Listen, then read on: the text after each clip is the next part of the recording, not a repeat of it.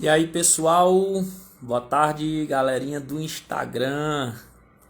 Vamos chegando aí para a nossa live, como prometido, às 16 horas, tá bom?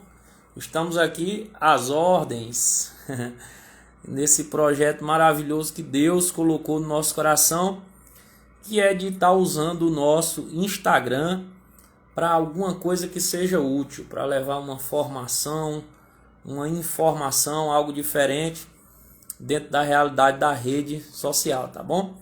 E como todos acompanharam aí, eu abri no meu Instagram uma votação sobre alguns temas que eu queria falar muito sobre esses temas. E aí foi indo, ficamos com o tema da Igreja Católica, que como eu já falei, todos viram, é um tema que eu gosto muito, que eu me sinto muito seguro para falar sobre isso. Tinha muitas pessoas perguntando se a live vai ficar salva. A live vai sim ficar salva, até para depois a gente compartilhar e fazer com que esse conteúdo chegue a mais pessoas, tá bom?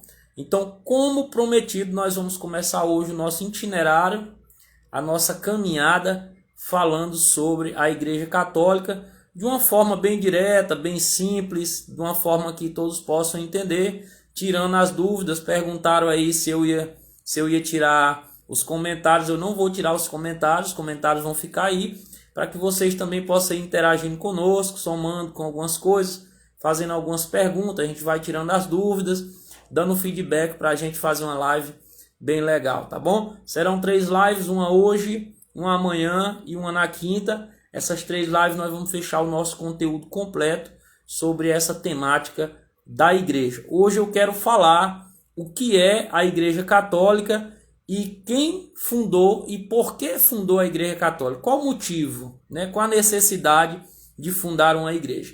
Então espero que todos estejam atentos. Se você puder, eu peço que você vá compartilhando a live, vá chamando outras pessoas, vai comunicando a galera que está rolando essa live aqui.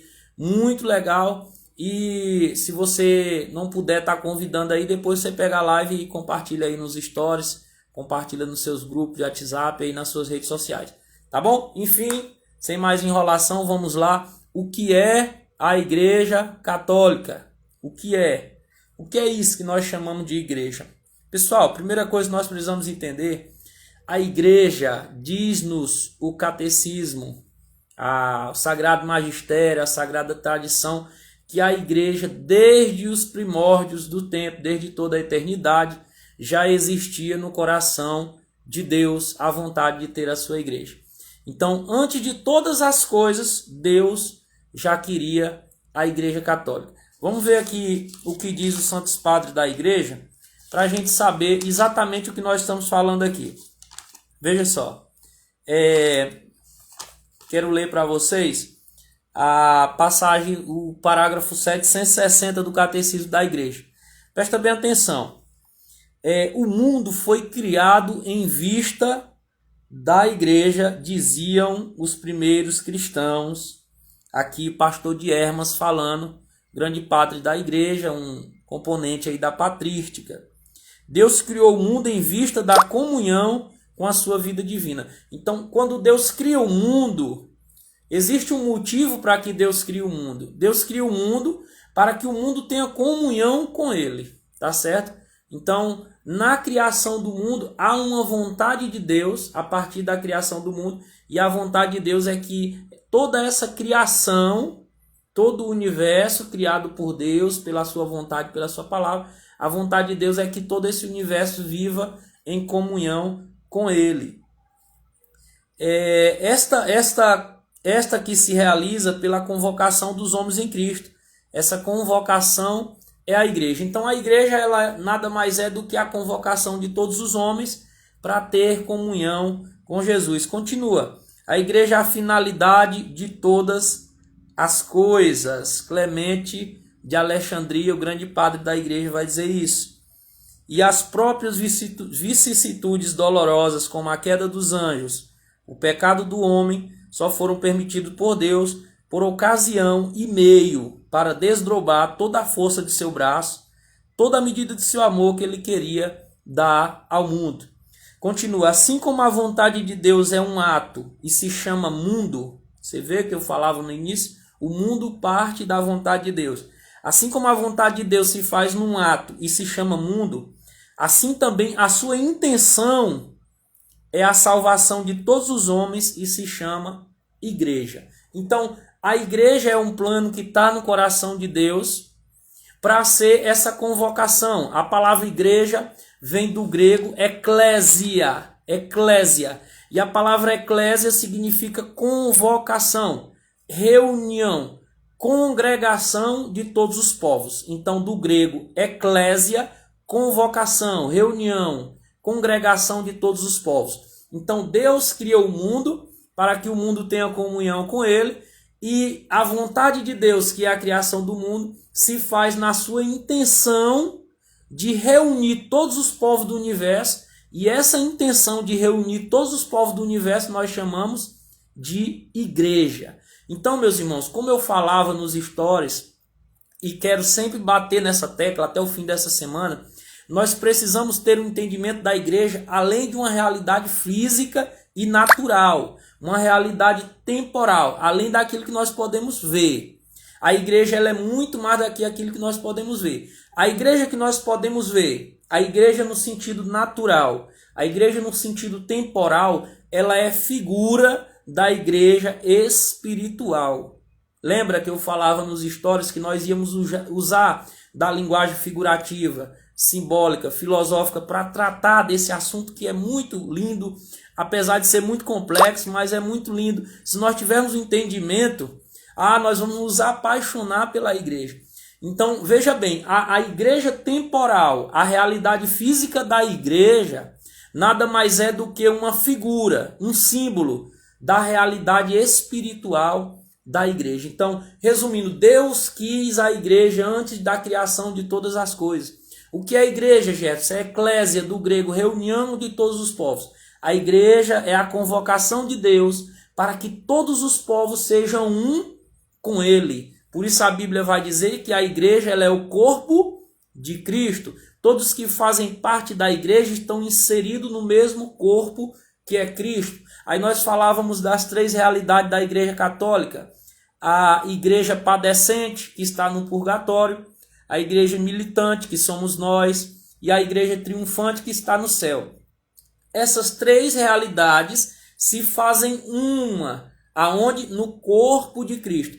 Esse corpo, onde nós estamos todos reunidos, convocados por Deus, nós chamamos de igreja. Então, o templo sagrado que nós podemos ver, que nós podemos frequentar, ele está em unidade com todo esse corpo que é a igreja. Então, veja como é lindo, como é maravilhoso, e quando a gente conhece, nós passamos a amar.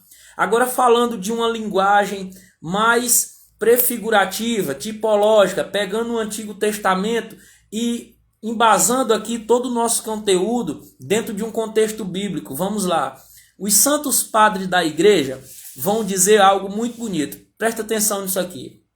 Os santos padres da igreja, muitas pessoas vão dizer que a igreja nasce em Mateus 16, versículo 16, quando Cristo diz: Pedro, tu és pedra, sobre essa pedra eu edificarei a minha igreja. Muitas pessoas vão dizer que ali nasce a igreja católica. Na verdade, não é. Na verdade, a igreja católica não nasceu ali. O catecismo da igreja vai nos ensinar que, primeiro, dentro de um contexto bíblico, agora nós não estamos falando dentro de um contexto espiritual, que nós falávamos da vontade de Deus, da intenção de Deus, do significado da palavra. Agora nós vamos para dentro de um contexto bíblico. Dentro de um contexto bíblico, os santos padres da igreja vão nos ensinar que a igreja ela foi prefigurada, vou explicar. A igreja ela foi preparada, ainda no Antigo Testamento. Dentro do contexto bíblico, já no Novo Testamento, a igreja ela foi instituída, tá?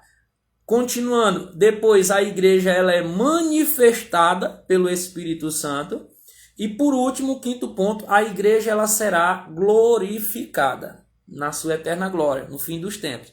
Então vamos lá. O que significa dizer que a igreja foi prefigurada desde os primórdios das Sagradas Escrituras? Por exemplo, vamos lá, Presta bem atenção aqui comigo. Quando nós falamos de Abraão e Isaque, que Abraão levou seu filho, subiu o Monte Moriá, lá ele ia sacrificar seu filho por amor a Cristo. Nós dizemos que toda essa situação é uma prefiguração do sacrifício de Jesus. Sim ou não? Nós costumamos dizer isso. É uma prefiguração do sacrifício de Jesus. Jesus é o Filho amado de Deus Pai, que sobe ao monte, o Calvário, e sacrifica seu filho por amor a nós. Todo mundo é de acordo com isso aqui. Mas o que nós não sabemos e muitas vezes não observamos é que, dentro do contexto do Jardim do Éden, o primeiro desenrolar da história bíblica acontece dentro do jardim. A palavra vai dizer que Deus ele envia um sono profundo em Adão e diz que Adão dormindo, Deus abre o lado de Adão e tira do seu lado uma mulher. Essa mulher se chama Eva, mãe de todos os viventes. Então os santos padres da igreja vão nos ensinar que Jesus, que é a figura do novo Adão, como diz São Paulo, ele é o novo Adão. Jesus, agora Deus, envia um sono profundo. Jesus morre na cruz. Vai vendo, Jesus está dormindo na cruz, morreu. E agora do seu lado, do lado aberto de Cristo, vai jorrar sangue e água.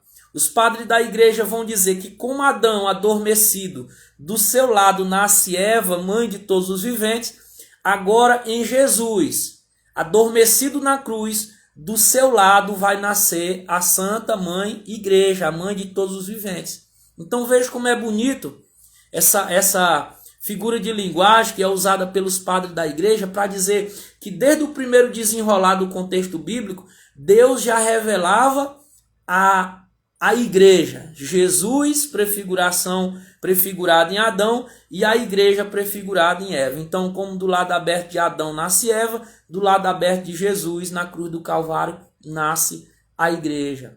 Outro exemplo da prefiguração da igreja no contexto bíblico, falando de Antigo Testamento. Vamos lá.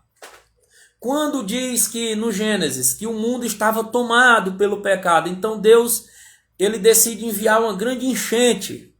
E aí ele escolhe um homem e manda esse homem construir uma arca e colocar dentro dessa arca todas as pessoas que seriam salvas. E diz que o mundo é inundado e todas as pessoas que estão na arca elas são salvas e ali elas partem para uma nova história, um novo desenrolar dentro da história do contexto bíblico. Os santos padres da igreja vão dizer que a arca de Noé ela já é uma prefiguração da igreja de Cristo. Ou seja, no fim dos tempos, haverá uma arca e quem estiver nessa arca será salvo para o desenrolar de uma nova história. O povo de Deus escolhido dentro da arca. Percebe como isso é tão bonito? Imagina, a igreja católica, então, dizem os santos padres da igreja, que é a arca de Deus. O lugar onde Deus escolheu para salvar o seu povo, assim como Noé escolheu aquele povo para ser salvo da inundação. Percebe como é bonito? Então, em primeiro lugar, a igreja ela é prefigurada. E aí nós poderíamos dar aqui inúmeros exemplos. Por exemplo, o povo de Deus libertado do Egito por Moisés. Agora Moisés é a figura tipológica de Jesus. Moisés representa a pessoa de Jesus no Antigo Testamento. São Gregório de Nissa vai falar muito sobre isso no livro A Vida de Moisés, falando que Moisés é essa figura tipológica que representa o Cristo, o libertador. Vejamos, Moisés, para fugir da morte, foi jogado nas águas e foi adotado pela mulher do faraó, a filha do faraó, e foi levado para morar no castelo do faraó no Egito. Jesus, para fugir da morte, o anjo aparece para José e José leva Jesus até onde? Até o Egito. Jesus é salvo da morte no Egito. Percebe a coincidência das duas figuras? Então vai percebendo, Moisés é o libertador do povo de Deus. Jesus também vem para ser esse libertador. Moisés ele vem para fazer a vontade do Pai. Jesus também vem para fazer a vontade do Pai. Moisés é que recebe a lei, as tábuas da lei no Monte Sinai. Jesus agora vem tirar o coração de pedra, vem colocar a lei no nosso coração de carne, como diz o profeta Ezequiel. Então Moisés é uma figura tipológica que representa Jesus. Então Moisés, tirando o povo do Egito e conduzindo o povo pelo deserto, os santos padres da igreja entendem que o povo no deserto é prefiguração da igreja católica. Esse povo escolhido por Deus, liberto pelo batismo, caminhando no deserto, rumo à terra prometida que é o nosso céu, a glória de Deus. Então nós somos justamente esse povo conduzido pelo deserto a fim de chegar à nossa Canaã, a nossa terra prometida. Percebe como várias passagens do contexto bíblico do Antigo Testamento já nos mostra a revelação da igreja, já nos mostra que a igreja estava presente nas Sagradas Escrituras. Eu poderia aqui falar de todo o Antigo Testamento, citando isso, mas nós precisamos para frente. Então a igreja ela é prefigurada. Depois nós vamos aprender que a igreja ela é preparada, ou seja, pelos profetas, que vão anunciar essa aliança que Deus faz com o povo, que vão anunciar a traição do povo de Deus, a aliança que é feita com Deus. Depois a igreja é preparada no Monte Sinai com as tábuas da lei. Depois a igreja é preparada no desenrolar de todo o contexto do Antigo Testamento. A igreja ela está sendo preparada para que na plenitude dos tempos Jesus possa vir entrar na história, entende? Então, o Antigo Testamento, além de prefigurar a igreja, o Antigo Testamento ele prepara a igreja para que na plenitude dos tempos, como diz a Sagrada Escritura, Jesus venha entrar na história. Então, a igreja ela é prefigurada, a igreja ela é preparada, depois o catecismo vai dizer que a igreja ela é instituída. Alguns santos vão dizer que a igreja é gerada no ventre de Maria. Por isso Maria é chamada a mãe da igreja. Porque se o corpo de Cristo é a igreja e o corpo de Cristo se faz dentro do ventre de Nossa Senhora, então Nossa Senhora é a mãe da igreja. Então a igreja agora vai ser instituída. Jesus prepara, Jesus escolhe os homens, Jesus escolhe os 12, os apóstolos, os 72 discípulos, envia, ensina, doutrina, prepara. Então vai levando esses homens para que chegando em Mateus capítulo 16, versículo 16, como todos vocês já sabem, estão ansiosos para ouvir eu dizer, Jesus vai dizer: Pedro, tu és pedra, e sobre esta pedra eu instituirei a minha igreja. Então é em Mateus 16 que Cristo funda a igreja de fato. Que a igreja é instituída, instituição divina. A igreja católica não é uma instituição humana, não é associação, não é projeto de homens. A igreja católica é uma vontade do coração de Deus. O mundo foi criado em vista da igreja, falamos isso. A igreja ela é prefigurada dentro do contexto bíblico. A igreja é preparada dentro do contexto bíblico. A igreja agora é instituída por Jesus, que diz: Pedro, tu vais ser o chefe.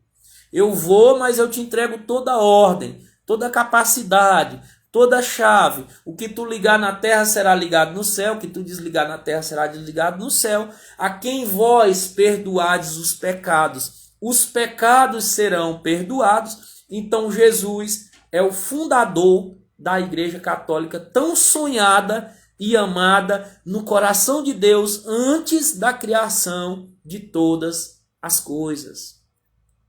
Aí agora nós fomos a igreja prefigurada, a igreja preparada, a igreja instituída, agora a igreja manifestada. O que significa isso? Então nós vamos para o livro do Atos dos Apóstolos, no capítulo 2. Quando a igreja reunida, ainda trancada, ainda com medo, vocês conhecem o contexto. Ato dos Apóstolos, Jesus morreu, os apóstolos agora estão com medo, trancado. A igreja agora está com medo, sem esperança, sem fé, sem saber o que fazer. E dentro daquele contexto, o Espírito Santo ele se manifesta no cenáculo, e a partir do momento em que o cenáculo ali, a igreja reunida, é batizada pelo Espírito Santo, diz a palavra que Pedro abre as portas do lugar. Veja como a Sagrada Escritura é linda. Quem abre as portas do lugar? Pedro. Atos dos Apóstolos, capítulo 2. Pedro, o chefe da igreja, é quem abre as portas do cenáculo para dizer, agora sim, agora a igreja foi batizada pelo Espírito Santo, recebeu a promessa de Deus que é para todos os povos. Por isso os santos padres vão dizer, a igreja é o lugar onde floresce o Espírito Santo, porque é na igreja que Deus cumpre a sua promessa de derramamento, e Pedro, abrindo as portas do cenáculo, vai fazer com que através da igreja, da convocação de Deus, do povo escolhido, agora batizado no Espírito Santo, esse Espírito Santo possa ser derramado em toda a face da terra.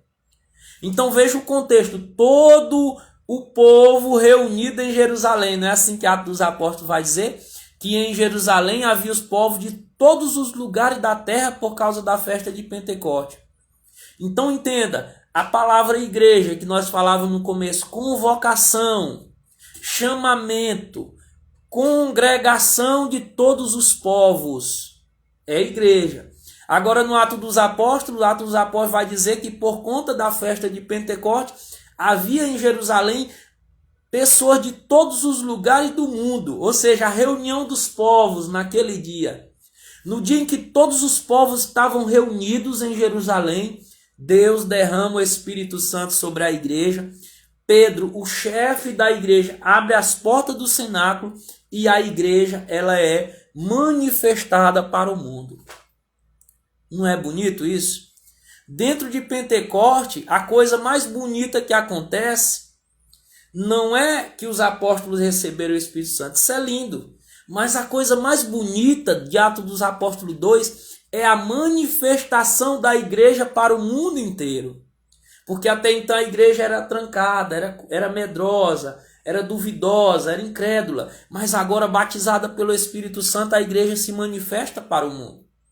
Tanto é que dentro de um estudo bíblico, nós vamos aprender que Paulo, quando escreve aos Romanos, escreve anunciando que ele vai visitar os romanos. A carta aos Romanos, Paulo escreve antes de ir a Roma. Aí alguns estudiosos vão perguntar como que havia cristãos em Roma se Paulo ainda não tinha ido lá.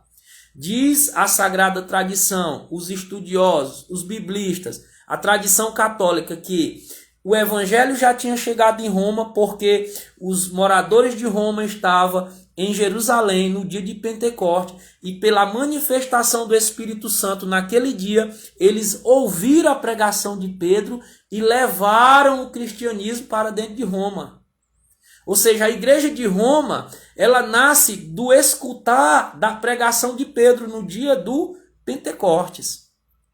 Então é naquele dia que a igreja católica ela é manifestada para o mundo, no dia em que todos os povos estavam reunidos. Então vai vendo como nós vamos entendendo e as escrituras vão se abrindo, nós vamos dizer, nossa, é verdade. E daqui a pouco a gente vai ler e vai ter uma outra visão do texto sagrado. E aí a igreja é prefigurada, preparada, instituída, manifestada e a igreja será consumada no fim dos tempos. Então a nossa caminhada é no deserto, é o povo de Deus em direção à terra prometida. Quando é, Gerberson, que a igreja vai chegar na terra prometida? Na consumação dos tempos. Quando a igreja ela será consumada, ela terá o seu fim último, que nós vemos no livro de Apocalipse, no último capítulo do livro de Apocalipse, quando João vai dizer que eu vi descer do céu como uma noiva adornada, uma noiva enfeitada, pronta para o casamento. E João vai dizer que a noiva de Cristo, a esposa de Cristo, descendo do céu enfeitada, ela é a igreja.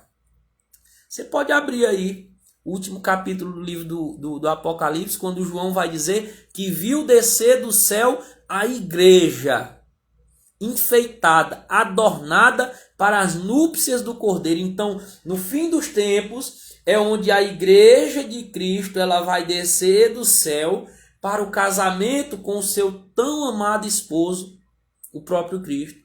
Por isso Paulo vai dizer em Efésios, no capítulo 5, que maridos, mulheres, sejam submissas aos seus maridos, como a igreja é submissa a Cristo. Homens, estejam dispostos a se entregar pelas suas esposas, como Cristo se entregou morrendo pela igreja. Aí Paulo vai dizer, esse mistério da igreja e Jesus, falando do marido e da mulher, é muito grande. Paulo vai dizer isso. E é mesmo. Porque Paulo vai escrever que Cristo é o esposo, a igreja é a esposa. E há essa relação íntima que no fim dos tempos terminará na grande núpcia do Cordeiro. A glória de Deus, onde a igreja temporal, a realidade física da igreja, se unirá à realidade espiritual, a igreja do céu, a igreja padecente do purgatório, todas numa mesma realidade, a consumação da igreja, a união da igreja com o seu tão amado esposo, o próprio Cristo. Então, nós seremos um só povo. Então, entende? A beleza da igreja. A igreja é um projeto do coração de Deus antes da criação de todas as coisas, nós vimos aqui. A igreja é a vontade de Deus que todos os povos se reúnam nele mesmo. A igreja significa convocação, congregação de todos os povos. A igreja ela é preparada, a igreja ela é prefigurada, a igreja é instituída por Jesus, a igreja é manifestada pelo Espírito Santo em Pentecoste, a igreja é consumada no fim dos tempos, dentro do contexto bíblico em Apocalipse. Então, é por isso que nós dizemos que é lindo, que é belo. É por isso que nós nos apaixonamos pela igreja. Porque se nós olharmos para a igreja dentro de um contexto temporal, do contexto social, e achar que a igreja é só isso aqui que a gente vive, que a igreja é só o templo físico, que a igreja são só as pessoas a quais nós nos relacionamos, que a igreja é só o padre, o leigo, a religiosa, o religioso. Não, meus irmãos, não é. A igreja está dentro de um contexto muito maior, ao qual nós não podemos entender nem perceber, mas ao qual nós podemos desfrutar aos poucos por aquilo que a palavra nos mostra, por aquilo que a tradição nos mostra, por aquilo que o magistério nos mostra. Então, que nós possamos entender a beleza da igreja, que nós possamos entender o quanto Deus sonha que nós estejamos unidos a Ele dentro da igreja. É para isso que a igreja existe, para ser esse sacramento de salvação. O que é o sacramento? A palavra sacramento significa um sinal visível da ação de Deus no meio do povo. Por isso que no batismo existe a vela. Por isso que no batismo existe o óleo. Por isso que no batismo existe a água, porque se tornam um sinal visível da manifestação de Deus no meio do povo. A igreja é o sacramento da salvação, ou seja, é a manifestação de Deus no meio do seu povo para salvar o seu povo. Por isso que nós chamamos a igreja de sacramento de salvação. Ela é o jardim do Éden. É onde Deus quer que todos os homens vivam em comunhão com Ele. Não era assim que Adão vivia com Eva, dentro do jardim em comunhão. Por isso os padres da igreja vão chamar a igreja católica de jardim do Éden, da arca da aliança. Vão chamar da arca de Noé, aquele lugar onde todas as pessoas que são salvas estão ali. Por isso que é chamado povo de Deus, edifício de Deus, lavoura de Deus, redil de Deus. Então, essa é a beleza da igreja católica. Eu queria que vocês colocassem no comentário alguma dúvida, para a gente tirar aqui na live. Nós já chegamos ao fim. Eu vou estar agora só esclarecendo alguma dúvida que surgir, tá bom? Mas para hoje era o que é a igreja, e eu falei aqui o que é a igreja, é sacramento de comunhão, é vontade de Deus, é plano de Deus, o significado da palavra igreja, o que significa a igreja no nosso tempo, dentro de um contexto temporal e dentro de um contexto espiritual. Quem fundou a igreja, eu falei aqui, que foi o próprio Cristo, dentro de um contexto bíblico. Por que Cristo fundou a igreja? Né? Nós falamos aqui e falamos também outras coisas que eu adiantei para vocês. Então amanhã eu vou estar gravando uma outra live, será a sequência de 3 lives.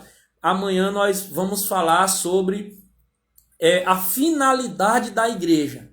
Para que existe a igreja no mundo? Qual o seu objetivo?